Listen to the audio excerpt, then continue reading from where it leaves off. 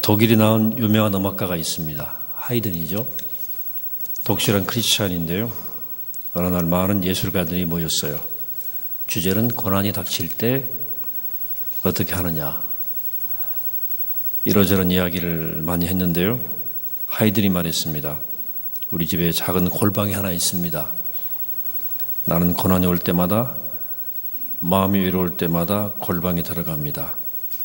골방에 들어가서 무릎을 꿇고 주님 주시는 음성을 듣습니다. 그리고 나면 마음이 좀 편안해지죠. 이렇게 얘기했어요. 여러분들은 고난이 찾아올 때 어떻게 하십니까? 여러 방법이 있겠지만 고난 당하신 주님을 묵상하는 것이 제일 좋습니다. 예수님 우리의 모범이셔요. 모범, 특별히 고난의 모범 되십니다. 예수님만 닮는다면 무슨 문제가 있겠어요? 그래서 히브리서 기자는 믿음의 주요 온전케 하시는 이인 예수를 바라보자 이렇게 말했죠. 히브리서 12장 1절 2절입니다. 이러므로 우리가 구름같이 둘러싼 허다한 증인들이 있으니 모든 무거운 것과 얽매기 쉬운 죄를 벗어버리고 인내로서 우리 앞에 당한 경주를 경주하며 믿음의 주요 또 온전케 하시는 예수를 바라보자. 저는 그 앞에 있는 즐거움을 위하여 십자가를 참으사 부끄러움을 개의치 아니하시더니 하나님 보좌 우편에 앉으셨느니라. 이렇게 말하죠. 더 나아가서 히브리서 기자는 예수님만을 깊이 생각하자고 이야기합니다. 히브리서 3장 1절입니다. 여러분들이 읽어보시기 바랍니다. 시작.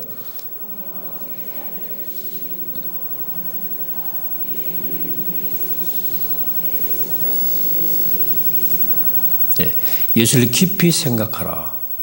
예수님은 우리에게 항상 무슨 일이든지 친히 모범을 보여주셨어요. 특별히 고난에 대해서 좋은 모범이에요. 예수님 고난은 신앙생활의 표본입니다.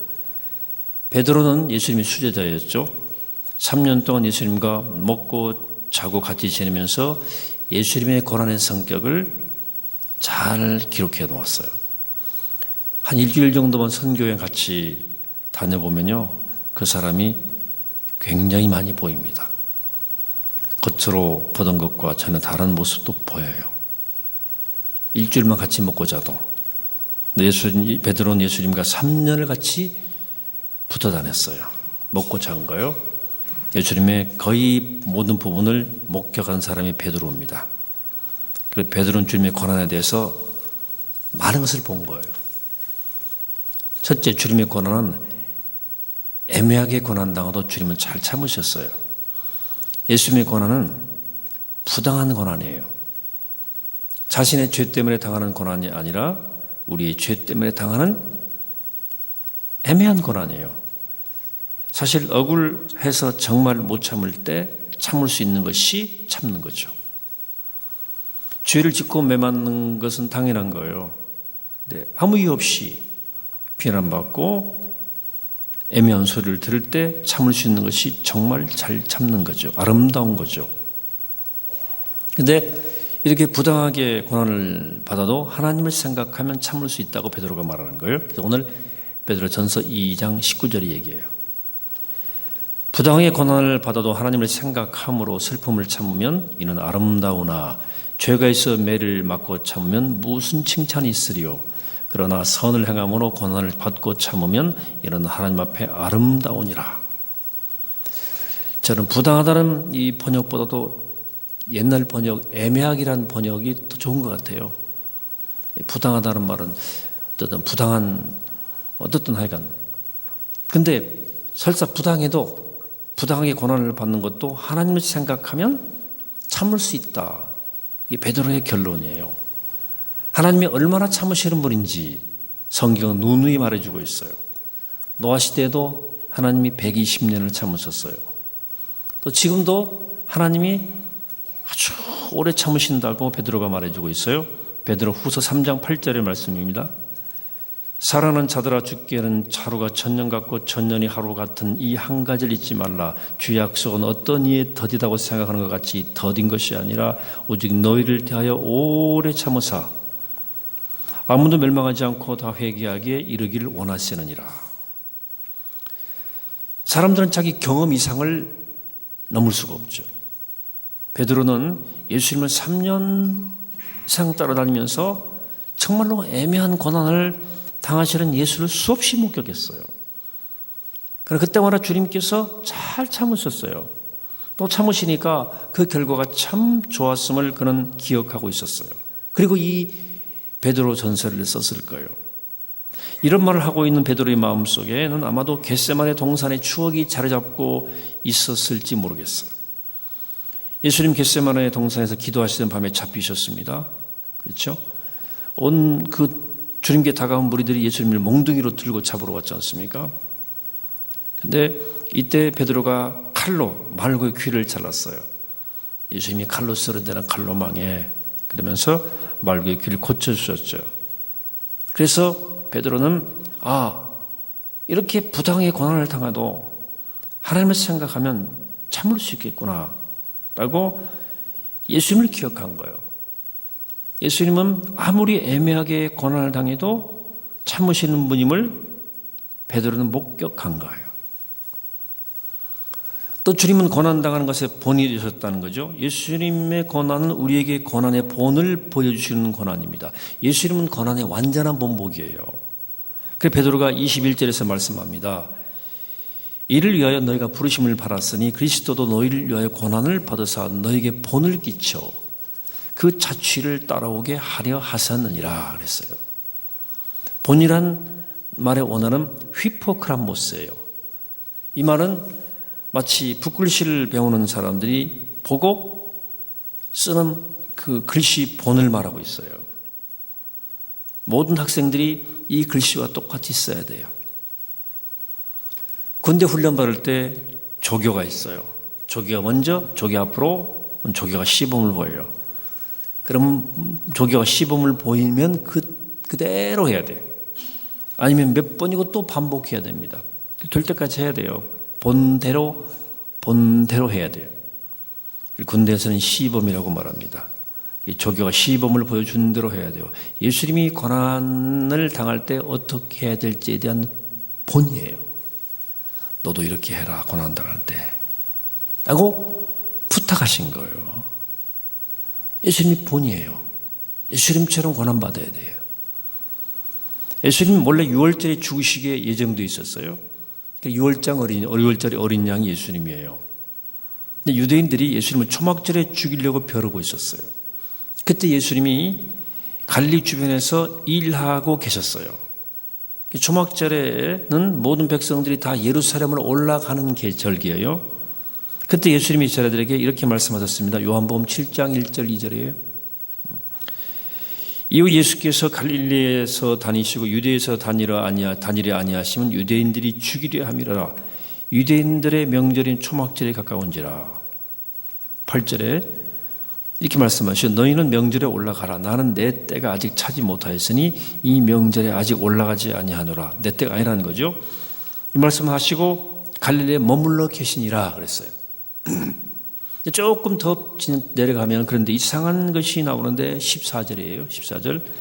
이미 명절이 중간에 되어 예수께서 성전에 올라가사 가르치시니. 이게 어떻게 된 거예요? 예루살렘 가신 거잖아요. 예수님이 갈릴리에 머물러 계시는데 마음이 안 편한 거예요.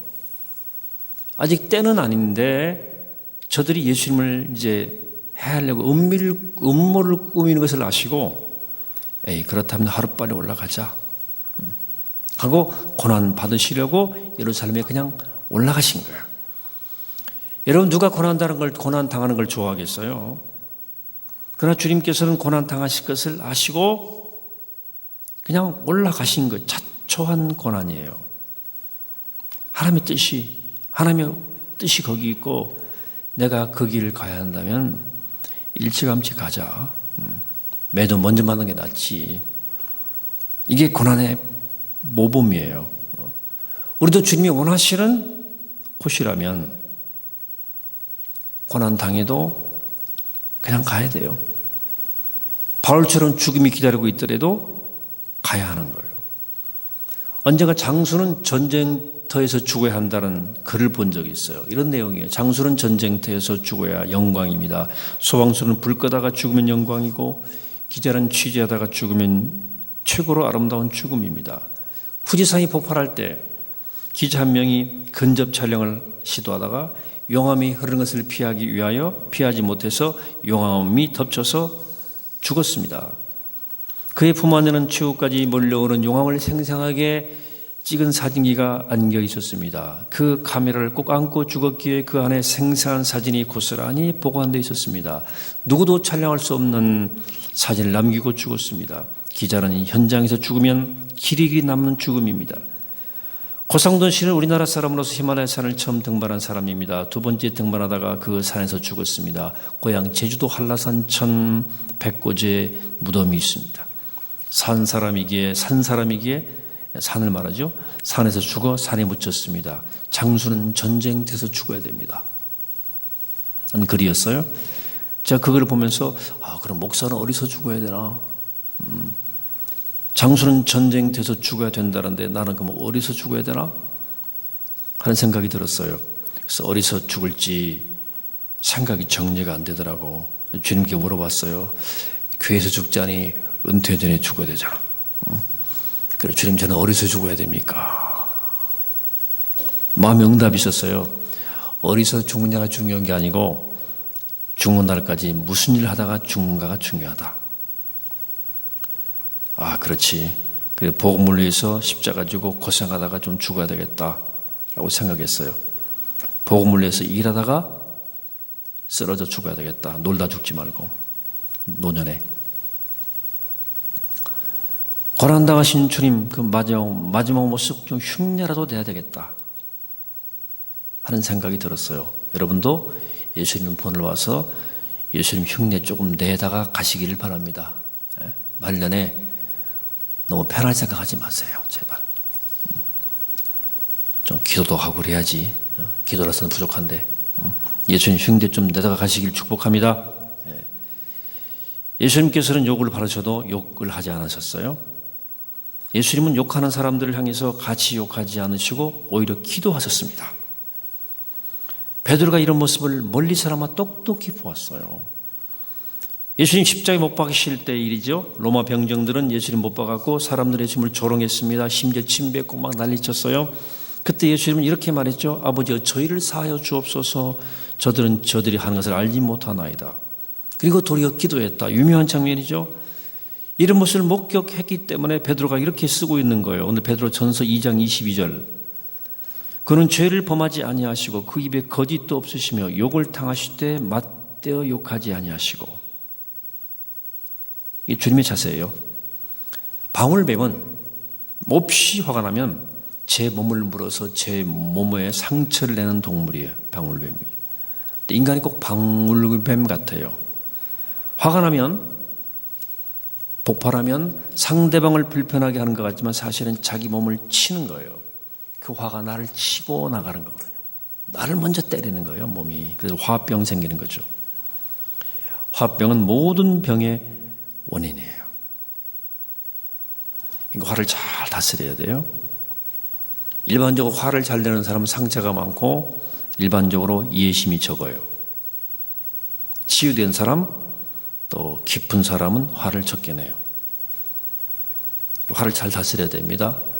분노가 있는 곳에는 은혜가 없습니다. 은혜는 없어요. 정의를지를 모르겠어요. 근데 은혜는 없습니다. 거기 사람들이 욕을 한다 할지라도 화를 내지 말고 좀 결과를 기다려 보세요. 욕받을 때 같이 욕하고 같이 화내면 결국은 자기 손해입니다. 분명히 자기 손해예요. 욕을 먹어도 욕하지 않는 것이 지혜요 성수입니다. 예수님의 본이 그랬으니까. 인도 선교사 한 분 얘기입니다. 자네 눈이 하나가 없었어요. 사람들이 왜 아이가 눈 하나가 없냐 물었어요. 선교사가 대답했습니다. 인도에 선교할 때 일입니다. 아이들이 선교사 자녀를 붙잡아서 아이를 붙잡아 나무에 붙들어 매놓고 너는 왜 피부색이 다르냐? 너는 눈 색깔이 우리와 다르냐? 하면서 눈을 못으로 푹 찔른 거예요. 그 선교사가 피눈물이 나가지고 인도를 떠나기로 결심했어요. 저런 인간들하고 저런 인간들에 내가 살 필요가 있나? 저런 인간들의 생명을 왜 일할 수 있나? 그리고 가족이 있는데 철수하려고 그랬어요. 짐을 싸는데 그때 눈 하나 잃은 애가 말하는 거예요. 아빠 가지 마. 나도 커서 아빠처럼 선교사가 돼서 하나님 사랑 모르는 사람들에게 하나님 사랑을 전할 거야. 선교사가 그 아들을 붙잡고 부부가 실컷 울고 힘을 다시 풀었어요. 예수님의 고난은 이런 고난이에요. 이런 종류의 고난입니다. 욕을 받아도 욕하지 않았어요. 눈을 빼도 복수하지 않았습니다. 예수의 영을 받은 사람들입니다. 십자가에 못 박아도 용서하셨잖아요. 하나님이 처리하실 때까지 묵묵히 고난당하셨던 분이 우리 주 예수 그리스도. 이게 예수님의 고난의 모델이에요. 오늘 본문은 또 말합니다. 고난받으실 때 위협하지 않았다. 예수님은 고난받으시면서도 위협하지 않았어요. 위협한다는 말은 원어로 아펠레오라고 되어 있는데요. 이건 경고하다는 거예요. 애매하게 나 고난받을 때 너 그러면 나중에 재미없어. 하나님은 너 그냥 놔둘 줄 알아? 죄 좀 괴롭히면 하나님이 치셔? 이따위 말을 하지 않았다는 거예요. 너 신문대로 거둘 거야? 이러면 안 했다는 거예요. 마음속으로라도. 베드로가 그래서 말합니다. 고난을 당하실 때 위협하지 아니하시고 구약에는 눈에는 눈으로 이에는 이로 갚는 법칙이 있었지 않습니까? 예수님이 이 법칙을 소위 안티테세 6개의 반대를 통해 뒤집었지 않습니까? 눈은 눈으로 이는 이로 갚으라 했으나 나는 너에게 말한다. 악한 자를 대적하지 말고 너로 네 오른뺨을 치거든 왼뺨을 돌려대고 너를 송사해서 속옷을 가지고자 하거든 겉옷까지 가지게 하고 또 누구든지 너를 억지로 오리를 가게 하거든 심리를 동요하고 내가 구하는 자에게 내게 구하는 자에게 주며 내게 꾸고자 하는 자에게 거절하지 말라. 욕을 당하실 때 욕하지 않으시고 고난받으실 때 위협하지 않으셨다. 예수님은 최소한의 분풀이도 안 하신 분이에요. 예수님이 위대한 점이죠. 예수님은 고난받을 때 고난을 주는 사람을 위협하지 않았어요. 너 벌 받아. 이런 건 예수님의 사람은 하는 말 아니에요.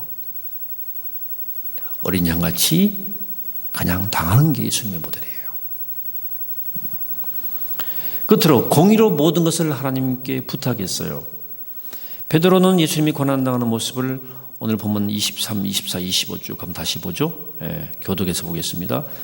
욕을 당하실 때 맞대어 욕하지 아니하시고 고난 당하실 때 위협하지 아니하시고 오직 공의로 심판하시는 이에게 부탁하시며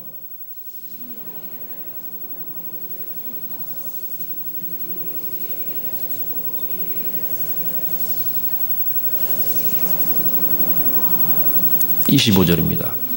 같이 읽겠습니다. 너희가 전에는 양과 같이 길을 잃었더니 이제는 너희 영혼의 목자 감독 되신 이에게 돌아왔느니라. 예수님은 고난당하실 때 공의로 모든 것을 하나님께 부탁했다. 여기 부탁했다 헬라어는 파레디두인데요. 위탁하다, 넘겨주다는 의미를 지니고 있어요. 자기가 심판하고 자기가 판단하는 것이 아니라 나는 고통만 당하고 결과와 판단은 모두 하나님께 맡기는 거다. 하나님은 공의로운 분이기 때문에 고통을 당하는 것은 내 몫이고 판단은 하나님 몫이에요. 하나님이 알아서 하시는 거예요. 모든 것이 하나님께 맡기는 것이 고난을 잘 받는 믿음이고 성숙이에요. 제 교파는 다르지만 감리교 목사님, 강병훈 목사님 제가 말씀할 때 좀 들었는데요. 좀 한 달이 건너 좀 아시는 분인데 그분이 그런 얘기 하더라고. 자기는 세례를 일생에 세례를 2번 받았다는 거예요. 2번. 한 번은 자기 교회 목사님에게 세례 받았대요.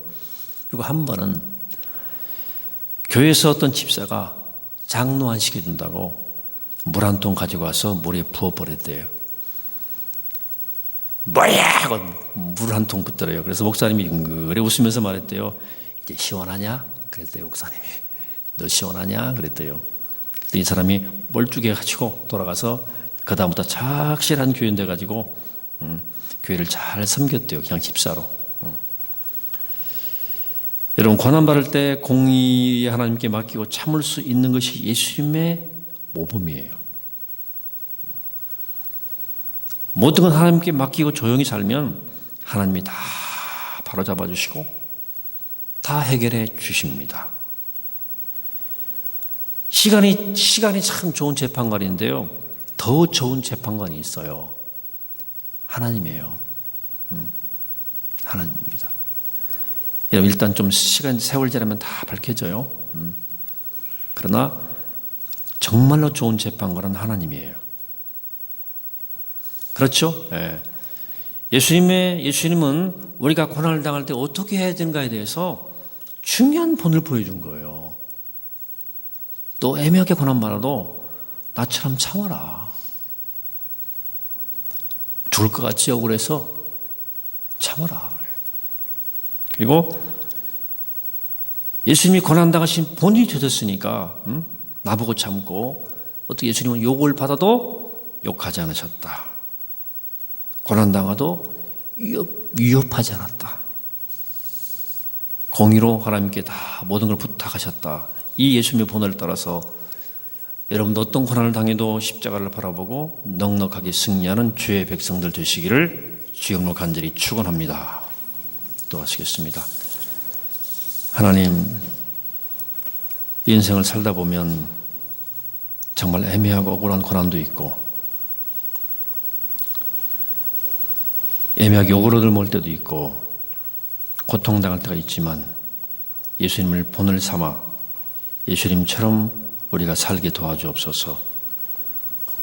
잘 견디게 하시고 가지욕하지 않게 하시고 내 고통으로 위협하지 않게 하시고 하나님께 다 맡겨드리고 예수의 본을 따라 묵묵히 그 길을 걸어갈 수 있는 복된 종들 되어서 십자가 때문에 승리하고 예수 때문에 승리하는 그리스도의 백성들 되게 하여 주옵소서. 감사드리오고 예수님의 이름으로 기도하옵나이다. 아멘.